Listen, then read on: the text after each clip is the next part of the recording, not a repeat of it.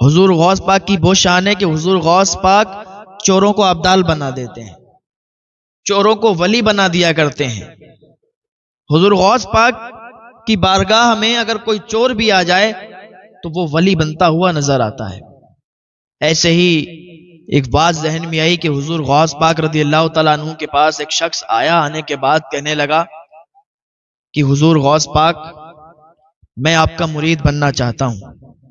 حضور غوث پاک فرماتے ہیں بالکل بن جاؤ، لیکن وہ کہتا ہے حضور میری ایک شرط ہے، اگر آپ میری وہ شرط پوری کر لیتے ہیں تو میں پھر آپ کا مرید بن جاؤں گا۔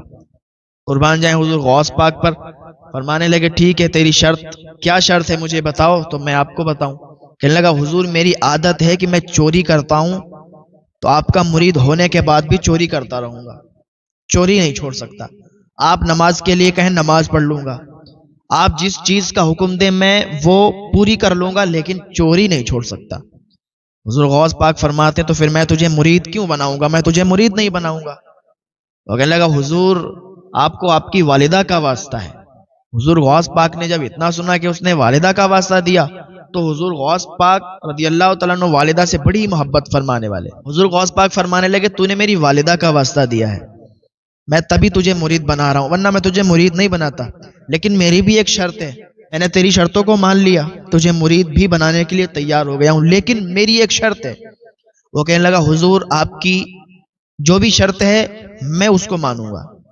حضور غوث پاک نے فرمایا ٹھیک ہے میری شرط یہ ہے کہ جیسے ہی اذان کا ٹائم ہو جائے بس کھڑے ہو کے اذان پڑھنے شروع کر دینا، تو جہاں بھی ہو، بازار میں ہو، گھر میں ہو، رشتہ داری میں ہو، کہیں بھی ہو، جب اذان کا ٹائم آ جائے تو اذان پڑھنے کے لیے کھڑا ہو جانا۔ اس نے کہا حضور اتنی سی بات ہے، میں تو سوچ رہا تھا کہ آپ کی بڑی لمبی چوڑی شرط ہوگی کوئی جو میں کر نہیں پاؤں گا، لیکن یہ تو بہت آسان ہے، آپ نے فرما دیا بس ہو گیا، میں آپ کی اس شرط کو کرنے کے لیے راضی ہوں، بس مجھے مرید بنا لیجیے۔ حضور غوث پاک رضی اللہ تعالیٰ عنہ نے اسے مرید بنا لیا، اب وہ حضور غوث پاک کا مرید ہو گیا۔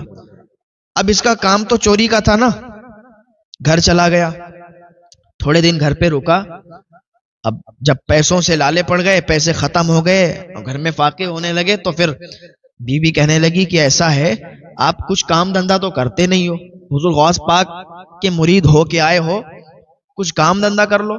تو اس نے کہا تجھے پتا نہیں ہے میں نے حضور غوث پاک سے یہ شرط رکھی ہے کہ میں چوری نہیں چھوڑ سکتا، اور آپ نے شرط مان بھی لی ہے، میں چوری کر کے لاؤں گا، چوری کر کے لاؤں گا، گھر چلاؤں گا، دیکھ کھانا بھی لاؤں گا، ہر چیز لاؤں گا۔ تو بیوی نے کہا ٹھیک ہے جیسی آپ کی مرضی، اگر آپ کی یہ شرط ہے کہ آپ چوری نہیں چھوڑیں گے، چوری کریں گے تو پھر جائیے اور چوری ہی کر کے لائیے، کیونکہ گھر تو چلانا ہے، بچوں کا پیٹ تو بھرنا ہے، یہ بھرنا تو بھوکے مر جائیں گے نا۔ کہنے لگا ٹھیک ہے صبر کرو، رات ہونے دو۔ رات ہوئی، رات کا سناٹا ہوا، شہر کے بہت ہی زیادہ امیر گھر میں اس نے چوری کا پلان بنایا، چوری کا وہ کرنے کا طریقہ سوچنے لگا کہ کس طریقے سے اس گھر میں جائیں اور چوری کر کے لائیں۔ تو اس نے پلان بنایا، ایک ترتیب اس کو سوجھی کہ ہم رات کے سمے، رات کے سناٹے میں اس گھر میں جائیں گے، بورا لے کے جائیں گے، اور سارا جو مال ہے، جو سونا ہے، جو وہاں کا جو بھی ان کی دولت ہے وہ اسی بورے کے اندر بھر کے لے آئیں گے، اس سے ہمارا کام چل جائے گا اور کافی دنوں تک ہم اس سے آرام سے بیٹھ کر کھائیں گے۔ تو ہوا کیا، رات کا جب سناٹا آیا تو اس نے ایک بورا لیا اور بورا لے کے اسی محل میں چلا گیا، اسی مالدار شخص کے گھر پہ چلا گیا۔ اللہ کا کرنا ایسا کہ ایسے گھر میں گیا کہ پورا گھر نمازی تھا، پورا گھر اللہ کی رضا چاہنے والا، اللہ کی عبادت کرنے والا تھا۔ تو اسی گھر میں چلا گیا، وہ بہت بڑا محل تھا اور بہت زیادہ وہ لوگ مالدار تھے اللہ کے فضل و کرم سے۔ رات کا سناٹا تھا، دیوال کود کے اندر گھسا، تلاش کرنے لگا کہ کہاں سے چوری کریں، کہاں پہ مال ہے ان کا، تو کافی دیر اسے تلاش کرنے میں لگی۔ آخر کار وہ کمرہ اس نے ڈھونڈ لیا کہ جہاں پر مال رکھا تھا، جہاں پر پیسے رکھے تھے، جہاں پر ان کا سونا چاندی رکھا تھا، اسی جگہ پر جا کے اور بورا اس نے لگایا اور اسی میں اس کو مال و دولت بھرنے لگا۔ وہ جتنا سونا چاندی تھا، جتنے پیسے تھے، وہ بھرنے لگا۔ کبھی بھرتا، کبھی باہر دیکھنے آتا کہ کوئی آ تو نہیں رہا ہے، بھرتا پھر دیکھنے آتا کوئی آ تو نہیں رہا ہے۔ اسی کو کرتے کرتے اسے کیا ہوا کہ اس سے فجر کا ٹائم ہو گیا، ادھر حضور غوث پاک کی شرط تھی، اور حضور غوث پاک کی شرط، اسے یہ بھی پتا تھا کہ اگر غوث پاک کی شرط نہیں مانیں گے تو پھر معاملہ گڑبڑ ہے، کہ حضور غوث پاک نے اس کی شرط مانی تو اس کو بھی حضور غوث پاک کی شرط ماننی پڑی، تو اس نے بھی حضور غوث پاک کی شرط مانی، اور شرط کیا تھی کہ جس جگہ ہو، جہاں بھی ہو، اور اذان کا ٹائم ہو جائے تو اذان وہیں پر تجھے پڑھنا ہوگی۔ تو بس یہ شرط تھی۔ مال اس نے بھرا، پیسے بھرے، سونا چاندی بھرا بورے میں، بورا بند کیا، اور جیسے ہی پیٹ پر ڈالا تو جیسے ہی گھر کے باہر مطلب آنگن جو تھا اس میں آیا تو کیا دیکھتا ہے کہ فجر کی اذان ہونے لگی۔ جب فجر کی اذان ہونے لگی تو حضور غوث پاک کا وعدہ اور حضور غوث پاک کی جو شرط جو ہوئی تھی ان کے درمیان، اسے یاد آ گئی کہ حضور غوث پاک کی ایک شرط تھی کہ جہاں ہو، جس حال میں ہو، اذان کا ٹائم ہو تو اذان پڑھنے کھڑے ہو جانا۔ اب تو یار میں یہاں پھنسا ہوں، محل میں ہوں، اور حضور غوث پاک سے وعدہ بھی کیا ہے تو توڑ بھی نہیں سکتے، کیا کریں؟ اس نے کیا کیا، بورا وہیں سائیڈ میں رکھا اور وہیں بیچ گھر میں کھڑے ہو کر اذان پڑھنے لگا، اور سوچا کیا تھا، اذان پڑھیں گے اور چلے جائیں گے، جب تک لوگ وضو وغیرہ بنائیں گے، وضو بنا کے وہ اپنے وضو میں لگ جائیں گے، ہم نکل جائیں گے۔ تو اس نے یہ سوچا، اور کیا ہوا، وہیں پر بلند آواز سے اذان پڑھنے لگا۔ جیسے ہی اذان کی آواز گھر والوں نے سنی کہ انہی کے گھر میں کوئی اذان پڑھ رہا ہے تو سارے گھر والے اٹھ گئے، اور جب سارے گھر والے اٹھے تو پھر کوئی وضو بنانے لگا، کوئی کچھ کرنے لگا، کوئی دانت مانجنے لگا۔ تو جیسے ہی اس کی اذان مکمل ہوئی، اذان اس کی پوری ہوئی، تو کیا دیکھتا ہے کہ کوئی سنت کی نیت باندھے، کوئی وضو بنا رہا ہے، کوئی وضو بنا کے آ چکا ہے۔ اب اس نے کہا اب کیا کریں، اب اگر بورا لے جا رہے ہیں یہاں سے مال و دولت کا، پیسوں کا اگر یہاں سے لے جا رہے ہیں تو پھر معاملہ گڑبڑ ہو جائے گا، پھنس جاؤں گا۔ کیا سوچا کہ ایسا کرتے ہیں کہ 2 رکعت نماز سنت کی نیت باندھ لیتے ہیں۔ اب اس نے کیا کیا، 2 رکعت نماز سنت کی نیت باندھ لی۔ اس نے سوچا 2 رکعت نماز سنت پڑھوں گا جب تک یہ سب اپنی اپنی فرض کی نیت باندھ لیں گے، اور یہ ادھر نیت باندھیں گے نماز کی، میں چلا جاؤں گا۔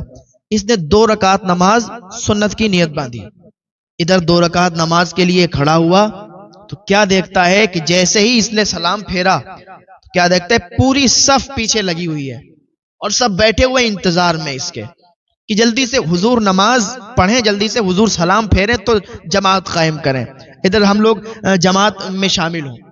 اب اس نے دیکھا کہ پیچھے پوری صف لگی ہوئی ہے، کہا بھائی اپنی اپنی نماز پڑھو، آپ لوگ کیوں بیٹھے ہوئے ہو؟ تو ان میں سے لوگوں نے کہا حضور آپ ہی تو پڑھائیں گے نماز، ہم لوگ اپنی اپنی کیوں پڑھیں گے، آپ جب موجود ہیں گھر میں تو آپ پڑھائیں گے۔ یہ پھنس گیا یار، کیا معاملہ کیا ہے، ہم پڑھائیں گے نماز، بھائی ہم کیوں پڑھائیں گے نماز؟ کہا حضور آپ اللہ کے ولی ہیں، آپ نماز نہیں پڑھائیں گے تو پھر کون پڑھائے گا؟ کہا ارے میں اللہ کا ولی ہوں، آپ نے مجھے اللہ کا ولی بنا دیا، میں اللہ کا ولی نہیں ہوں، آپ لوگ اپنی اپنی نماز پڑھیے۔ اب تو وہ لوگ بالکل اس بات پہ اٹل ہو گئے، نہیں نہیں نماز آپ ہی پڑھائیں گے، آپ اللہ کے ولی ہیں۔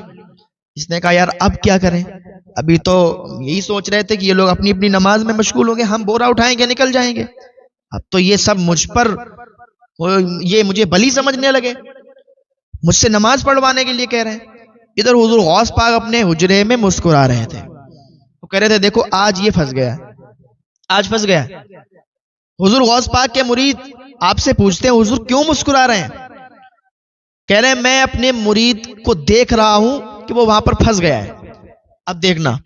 تو حضور غوث پاک ادھر مسکرا رہے ہیں اور یہ ادھر پریشان کہ اب کیا کریں، اب تو یہ لوگ نماز پڑھوائیں گے۔ تو اس نے کہا اب زیادہ بہتر ہے کہ اپنا راز کھول دیں اور ان کو بتا دیں کہ ہم چور ہیں۔ کہا بھائی دیکھو ہم چور ہیں، ہم کوئی ولی نہیں ہیں، ہم تو چور ہیں اور آپ کے گھر میں چوری کرنے کے لیے آئے تھے۔ کہا چور ہیں؟ کہا اپنی ولایت پر چوری کا پردہ ڈال رہے ہیں؟ ارے آپ تو پھر تو اور بڑے اللہ کے ولی ہیں کہ آپ ہم لوگوں سے بچنے کے لیے اپنی ولایت پر چوری کا پردہ ڈال رہے ہیں۔ کہا دیکھو بھیا ہم چور ہیں اور آپ کے گھر کا جتنا مال و دولت، جتنا سونا چاندی تھا ہم نے ایک بورے میں قید کر کے وہ دیکھو وہاں پر رکھا ہوا ہے، وہاں پر رکھا ہے۔ جب لوگوں نے دیکھا واقعی اس میں مال و دولت سونا چاندی تھا، پیسے تھے، تو لوگوں کا یقین اور زیادہ ہو گیا اور لوگ نعرے لگانے لگے کہ دیکھو دیکھو یہ کتنے بڑے اللہ کے ولی ہیں، انہوں نے ایک پل میں، ایک منٹ میں ہمارے گھر کا سارا مال، سارا پیسہ ایک بورے میں قید کر کے اور اپنی ولایت پر چوری کا پردہ ڈالنے کے لیے وہاں پر رکھ دیا ہے۔ اب اس نے سوچا کہ یہاں پر تو بہت الگ معاملہ ہے، اب کیا کریں؟ اس نے کہا ٹھیک ہے تکبیر پڑھو، تکبیر پڑھی گئی. اب اس نے کیا کیا؟ 2 رکعت نماز فرض کی نیت باندھی، نیت باندھی، سلام پھیرا، اور جیسے ہی سلام پھیرا تو کیا دیکھتے ہیں کہ جتنے لوگ پیچھے نماز پڑھ رہے تھے سب اس کے قدموں پہ آ کے گر گئے، سب اس کے قدموں پہ آ گئے. اب اس نے دیکھا کہ سارے لوگ اس کے قدم چوم رہے ہیں، اس کے قدموں میں آ گئے ہیں، اس سے دعائیں کروا رہے ہیں، اس کے قدم چوم رہے ہیں. تو اس نے حضور غوث پاک کو یاد کیا اور کہا یا غوث پاک آج ایک ٹائم کی نماز پڑھائی ہے. تو یہ عالم ہے کہ جتنے نمازی تھے پیچھے سارے قدموں پہ گر گئے، سارے قدم چوم رہے ہیں. اگر 5 وقتہ نمازی بن جاؤں گا، آپ کی ہر بات مان کے چلوں گا، تو پتہ نہیں پوری دنیا میرے قدموں میں آ جائے گی. یہ حضور غوث پاک کی شان ہے. حضور غوث پاک پل بھر میں چوروں کو ابدال بنا دیتے ہیں، چوروں کو بھی ولی بنا دیتے ہیں. یہ حضور غوث پاک کی شان ہے. ہاں، اور یہ حضور غوث پاک کا مہینہ چل رہا ہے. حضور غوث پاک کے نام کی فاتحہ کریں، حضور غوث پاک کے نام کا لنگر کرائیں. اللہ تعالیٰ آپ کے خزانوں میں برکتیں عطا فرمائے گا، اللہ تعالیٰ آپ کے رزق میں برکتیں عطا فرمائے گا، اور اتنا نوازے گا کہ حضور غوث پاک کے نام پر لنگر کریں گے، تقسیم کریں گے، لوگوں کو کھانا کھلائیں گے، اللہ تعالیٰ آپ کے مال بڑھا دے گا اور برکتیں عطا فرما دے گا.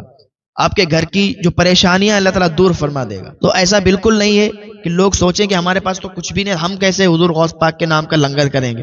ارے بھائی، ہم اگر حضور غوث پاک کے نام سے کسی پیاسے کو پانی ہی پلا دیں گے، وہ بھی حضور غوث پاک کے نام کا لنگر ہو جائے گا.